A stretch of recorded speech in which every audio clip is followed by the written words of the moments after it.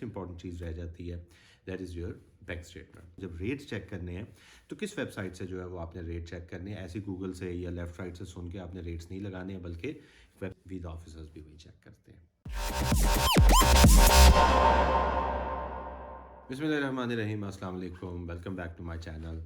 और आज एक और वीडियो के साथ हाजिर हूँ और this video is about Australian student visa. Again वही हम जो अपडेट्स की एक पूरी सीरीज़ चला रहे हैं। And in this video we will be talking about the bank statement. You know, financial statement, bank statement is a very very important part of your student application. ज़ाहिर है जब आप अपनी एप्लीकेशन तैयार करते हैं तो उसमें आपकी एजुकेशन, क्वालिफिकेशन, इंग्लिश लैंग्वेज की जो रिक्वायरमेंट्स हैं वो पूरी करने के बाद जो next, so let's start with the video और देखते हैं बैंक स्टेटमेंट में हमें क्या चाहिए।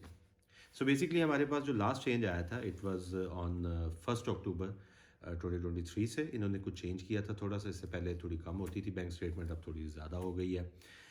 मैं आपको ऑस्ट्रेलियन डॉलर में ही बताऊंगा और मैं फिर आपको एक और बड़ी इंपॉर्टेंट बात बताऊंगा कि आपने जब रेट्स चेक करने हैं तो किस वेबसाइट से जो है वो आपने रेट चेक करने हैं। ऐसे गूगल से या लेफ्ट राइट से सुन के आपने रेट्स नहीं लगाने हैं, बल्कि वेबसाइट बताऊंगा उससे करना है। स्टे ट्यून्ड, एंड तक वीडियो देखनी है। सो इसमें जो है हमारे पास 24,505 24,505 ऑस्ट्रेलियन डॉलर जो है वो रिक्वायरमेंट है एक साल के लिविंग एक्सपेंस की। सो जब स्टूडेंट जाता है तो उसके लिए एक लिविंग एक्सपेंस होता है। आपके बैंक स्टेटमेंट के बेसिकली दो हिस्से होते हैं, रादर तीन हिस्से होते हैं। पहला हिस्सा जो है वो लिविंग एक्सपेंस होता है, दूसरा हिस्सा जो है वो आपकी बकाया फ़ीस होती है, और तीसरा हिस्सा जो है वो आपकी ट्रैवलिंग कॉस्ट होती है। तो total three things a part of your bank statement.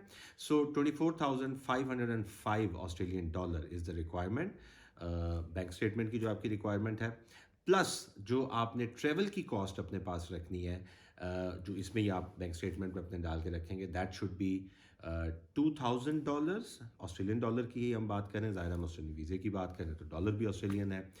And इसके बाद जो है तीसरी चीज़ जो है वो हमने जो रखनी होती है, बाकी जो आपकी फ़ीस बच गई है।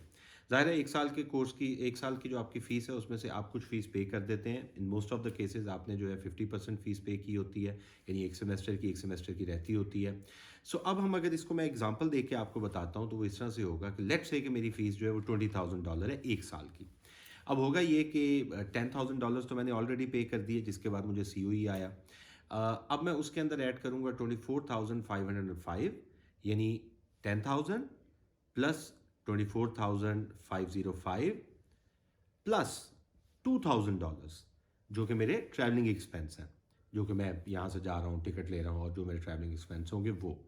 सो ये हमारे पास बन जाएगा 37,505 इस सिचुएशन के अंदर। मैं अपने लेफ्ट राइट पे कहीं लिख भी दूंगा ताकि आपको थोड़ा सा उसका आइडिया हो जाए, और आपके पास लिखा हो, बेशक आप पॉज करके वहाँ देख भी लीजिएगा। अच्छा, अब इसके बाद जो एक और चीज़ बीच में एडिड होती है वो ये एडिड होती है कि जी आपके साथ समटाइम आपका स्पाउस भी जा रहे होते हैं, जा रहा होता है या जा रही होती है, आपका स्पाउस भी आपके साथ होता है।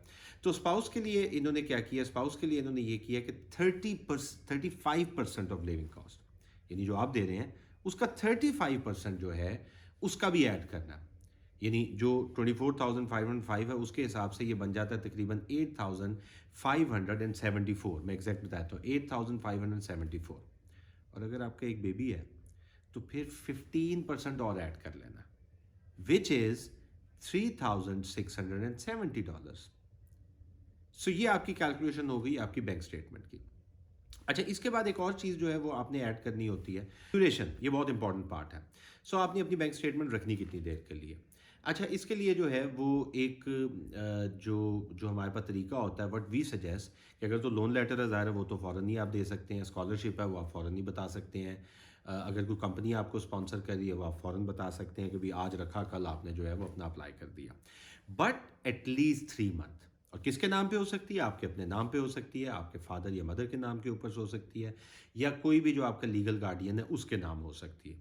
लीगल गार्डियन को एक स्टैम्प पेपर के ऊपर नोटरी करवा के ये देना पड़ेगा कि भाई वो आपका लीगल गार्डियन है, इस वजह से जो है वो आपको सपोर्ट कर रहा है। Could be your brother, your sister, ये भी लोग जो है ये आपके हो सकते हैं। बट कोशिश कीजिएगा, बहुत दूर ना जाइएगा कि वो चाचू के अब्बू की अम्मी जो हैं वो मुझे स्पॉन्सर कर रही हैं। इसका आपको फ़ायदा नहीं होगा, इसका डेफिनेटली आपको नुकसान ही होगा। मैंने पिछली वीडियो में भी कहा था, उसका लिंक एंड में आ जाएगा, कि आपने कोशिश करनी है कि 3 मंथ से ज़्यादा की आप स्टेटमेंट बनाएं, बट 3 मंथ जो है इट्स अ रिक्वायरमेंट। जब मैं कैलकुलेशन लिखूंगा उसके अंदर जो है मैं कैलकुलेशन पाकिस्तानी रुपीज़ के साथ लिखूंगा। लेकिन लास्ट वीडियो पे मुझे बहुत अच्छा रिस्पांस आया, कुछ बांग्लादेश से या कुछ नेपाल से भी लोग, इंडियंस तो हैं ही बीच में, सुन रहे थे। सो मैं पाकिस्तानी रुपीज़ के साथ लिख दूंगा, आप अपनी करेंसी के हिसाब से कर लेंगे।